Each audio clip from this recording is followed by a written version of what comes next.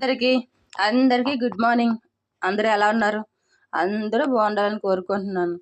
ఇవాళ మీరు ఏం చేస్తున్నారు పిల్లలకి? నేనంటే సేమియా ఉప్మా చేస్తున్నాను. నెయ్యి వేసుకున్నాను. ఇవి దూరగా వేపుకోవాలి. సేమియాలు బాగా నెయ్యిలో వేపి పక్కన పెట్టాలి.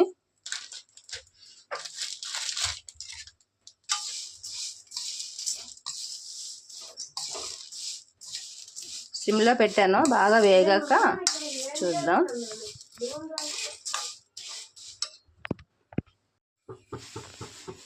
సేమియాలు బాగా వేగినాయి, తీసేసాను. ఇప్పుడు పోపులు వేస్తున్నాను. చూడండి, పోపులు వేసాను.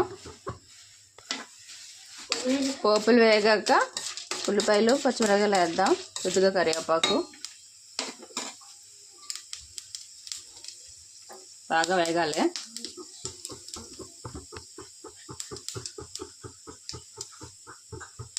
తర్వాత వచ్చేసి ఉల్లిపాయలు పచ్చిమిరపకాయలు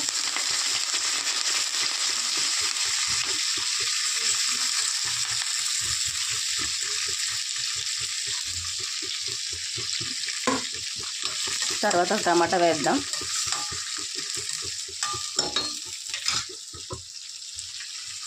మీరేం చేస్తున్నారు ఫ్రెండ్స్? కామెంట్ చేయండి, నన్ను లైక్ చేయండి, సపోర్ట్ చేయండి, షేర్ చేయండి మా ఛానల్లో.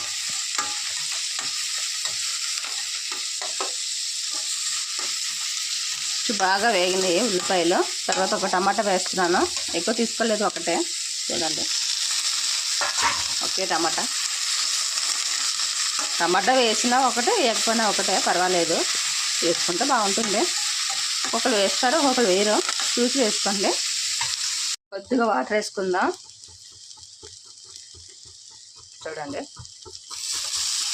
సేమియాలకి వాటర్ తక్కువ ఉండాలి. ఎక్కువైతే మళ్ళీ మెత్తగా అయిపోతుంది. ఆల్రెడీ మనం వేపు పెట్టుకున్నాం కదా, అందుకని నీళ్ళు అయితే తక్కువ వేసాను. నాకంటే సరిపోతాయి. ఇందులోనే కొద్దిగా ఉప్పు వేసేసుకుంటే సరిపోతుంది. ఇవంతా బాగా మరగాలి, వాటర్ మరగాలి. మరగాక మనం సేమియాలు వేసుకుందాం. సేమియాలు వేసుకుందాం.